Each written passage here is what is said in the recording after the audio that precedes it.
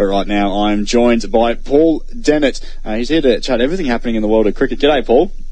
Hey, Rob, how you going? Yeah, very well, mate. Great to have you back on the program. And before we get into cricket, every single person on my show, clutch Christmas shopper is how they describe themselves at this time of year. And I was talking to you just off air, and you said that you're an outsourcing Christmas shopper. Yeah, I think perhaps one of the smartest things I've ever heard at this time of year.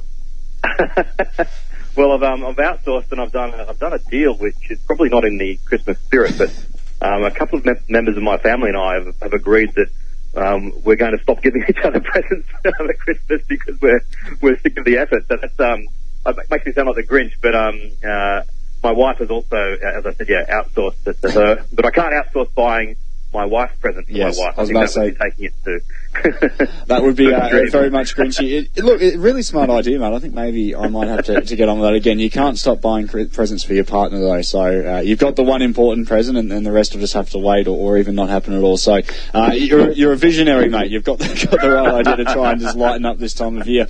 Now, speaking of lightening up this time of year, the English are definitely a team that I think could use a little bit of, I guess, a light at the end of the tunnel, so to speak. And before we get on to sort of having a look at the test that gets underway in a couple of days' time over here in Perth, looking back at the first two tests, how have we in Australia obviously been winning, or would a more apt question be how have England been losing the first two tests? Well, there's a few factors. I think the biggest one is one that has certainly surprised me, and that has been the impact that Nathan Lyon has had.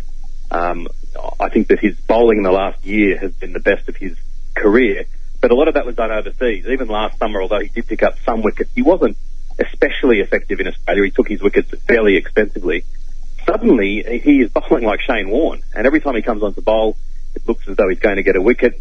He's nipped a couple of potentially big innings from Alistair Cook in the bud, and he's also dismissed Moeen Ali 4 times, who's been the guy that's been getting a lot of free and easy runs for England down the bottom of the order. Obviously, the pitch spinning a lot more than was expected in Brisbane has played into his hands, and also the finger injury to Moeen Ali has meant that he hasn't really been able to take advantage of those conditions as much as he otherwise would. I think that our pace bowling as well has lived up to the height of its potential, which, with those three playing their first ever Test match together in the first Test match, there was always the hope that this would be the case. But they've all had a few injuries. Cummins never played a Test match in Australia. There were a few doubts around them, but they've hit the absolute peak, and people are already talking about them as being one of the best bowling attacks we've ever had. The England bowlers have been okay. I think they've improved, but I think that at the limit of their potential, the Australian fast bowlers are just better. And then we've just had a couple of big innings with Steve Smith, Shaun Marsh scoring big hundreds has proven to be the difference. You mentioned Nathan Lyon. You can correct me on this. I haven't been following cricket all that intensely sort of the last 12 months or so, but was there actually talk about people, I guess, sort of getting a bit of a backlash on Lyon in the last sort of 12 to 18 months? So people weren't maybe valuing him, and they were pointing out, as you said, he can take wickets, but he wasn't maybe taking them as effectively or efficiently as we would have liked. And I guess the turnaround that sort of happened in that past sort of 12 to 18 months? Yeah, absolutely right. He was actually going to be dropped. There was a Test match last summer where I think Steve O'Keefe was injured prior to the match, and that the strong word had been that he was going to replace Nathan Lyon because he just wasn't effective. And so from that point, he picked up some wickets in the remaining Test matches, and then crucially he went to India and bowled very well there. And then in Bangladesh, most recently in the Test series, he outbowled the Bangladeshi spinners, and for the first time ever, really suddenly went from being, a tidy bowler that could be quite dangerous to a bowler that was an absolute main threat. And I didn't expect that he would continue this into the Australian summer. He's completely confounded my expectations. And as I said, I haven't felt this way watching an Australian spin bowler since watching Shane Warne. I never thought I'd be saying that about Nathan Lyon. It's definitely had pretty big raps there now. In terms of any other surprises, I mean, looking back to the start of this sort of Ashes series, we hear Payne's name come up, Marsh names gets thrown up, and everybody on the eastern side of the country gets up in arms about that, and, you know, he's had too many changes. But as you said, everybody's kind of played a role. Bancroft has had a couple of dud innings, but at the same time, I think it might have been the second innings in the first test, he made that unbeaten stand with David Warner and basically just cruised to victory as well. So everyone's kind of played their role so far. Yeah, they definitely have, and you know, you've got to say that the selectors, you know, you can't criticise their selections when they've worked so well. I was amazed when Tim Payne was picked, and I wouldn't have picked Sean Marsh either. So shows how much I know. Yeah, look, I mean, the proof will come in months' time. You know, we've had times in the past where players have come in and performed well, and then ultimately haven't continued to perform well. So you couldn't say right now that long term they found the solutions. You look at Matt Renshaw, who was picked last summer, and suddenly he's been omitted from the side. But so far, you know, as I said, you've got to give the selectors a big tick. Paul Dennett joining us this morning to chat everything happening in the world of cricket. Let's cast our mind ahead a little bit to the test that gets underway in a couple of days over here in Perth.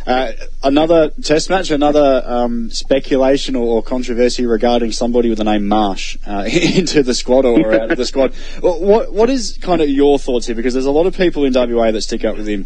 The perception being just because obviously he's a West Australian, and people over in the eastern states, maybe whether it's they just don't see him as often, or I don't know what the sort of deal is there. But what are your thoughts on Mitchell Marsh's inclusion into that 13-man squad? Oh, I can see the logic behind it for starters, because I mentioned that the Australian three quicks have been injury prone. They've got away with these first two test matches not having a backup seamer because they've just missed England so quickly, and because Nathan Lyon has bowled so well. It would be a great pity now if they suddenly went to Perth, and, you know, it can be quite a flat wicket these days, and if England really got a massive score together, and suddenly, you know, if Nathan Lyon wasn't effective and you didn't have that fourth bowling option, it would be a pity to sort of put so much pressure on put so much workloads on the three prime pacers. Mitchell Marsh has a bowling average of 29 in first-class cricket, which is very, very good. His batting is not so good, but he's been batting well this season in the Sheffield Shield. He's a player that they've long thought could be someone that, you know, they call him a project player. They've long thought he could be someone pretty special at the, you know, at test level. So I don't think I probably would have picked him, but I can certainly see their logic. And, you know, I think that we in Sydney, we pride ourselves on being Australian first and not too bothered about being pro New South Wales. People would say that's because you get half the test team all the time anyway. You don't need to be. But I wish him well, and I'm excited to see him because he's a very aggressive player, and it's going to be, if he does get a game, then with, you know, people who can really give the ball a clout in that middle lower order, him and Cummins and Stark, it's quite exciting. It's interesting you mentioned, obviously, you don't want to put too much more pressure on your sort of your fast bowling stocks if you're Australia. Was it the start of last summer where the matches against South Africa, I think it was just 5 days of fight, you know, innings would be 400 or 500 runs without a sweat. They maybe only lose 2 or 3 wickets. So you're really looking to either A, avoid that with the pitch, or B, have a contingency plan in place. And I guess that's why Mitchell Marsh's name is in that squad, isn't it? Yeah, and I think that Philson Cartwright would have been a contender, although he has had a poorish sort of start to the Shield season, and he's more of a batting all-rounder, where he's got very good batting figures, but his bowling is, I think his average is in the high 40s, and so they probably feel that if they bring him into the game and there are genuinely overs needed from a medium pacer, that they can't really rely too much on what he can offer. Same with Glenn Maxwell, that he's, you know, if Glenn Maxwell was going to be effective, then Nathan Lyon would be even more effective. So that's probably why they haven't gone down that path as well. So, yeah, as I said, I can see the logic in what they're doing. Ultimately, he may not get picked if they decide that the wicket may offer enough spin. Then I think they'll be reluctant to omit Peter Hanscom. So if they can avoid picking him, they probably will. But if it's looking like it could be quite flat, then they'll definitely want the backup. Paul, before we let you go, let's actually talk, I guess, about the game and what this could potentially mean. I mean, obviously, England, if they want to show any sort of fight, then they've got to win this, and you know, risk, otherwise they can lose the series, and I risk obviously getting whitewashed later on down the track. But I guess, talking about the English troubles, and we're talking alcohol related here, and the news has obviously been all around the country. What does it all kind of mean here? I mean, there's always a battle within a battle, and it kind of looks like Australia's won both already without trying to get too far ahead of ourselves. Yeah, it does, and I think a lot of England fans have become extraordinarily pessimistic and are thinking that a 5-0 whitewash and a revisiting of the tour going off the rails as it did 4 years ago is on the cards. It may well be, but I suppose if you want to put a positive spin on it from an English point of view, they did enter the final day of the Adelaide Test match with a chance of causing an upset victory. They did bowl Australia out for only about 130 in that game. There has been some positives for them, and they just need a little bit of luck. If they happen to, win the toss and bat, and it does tend to be quite a flat wicket, and they finish the day at 3 for 300, all of a sudden these dire predictions will suddenly recede somewhat, and people will stop talking about all these hilarious off-field incidents and start saying, well, actually, if we can England fans could say, if we can sneak a win here, get it to 2-1, we only need a win and a draw, we can retain the Ashes. It's still a long way off, but I wouldn't write them off just yet. No, I think we'd be foolish to write them off just yet, but let's be honest, it looks like a freeway that's heading in one direction and one direction only at the moment, and the momentum will have to be arrested in the coming days across the coming weekend if England to avoid, I guess, that whitewash as well. Paul, really appreciate your time this morning as always, mate. Enjoy the Christmas period if we don't speak to you again before the big day, and of course New Year's as well, but I'm sure we'll be catching up sooner rather than later, especially as the summer of cricket continues. Appreciate your time this morning. Thanks, Rob. Merry Christmas.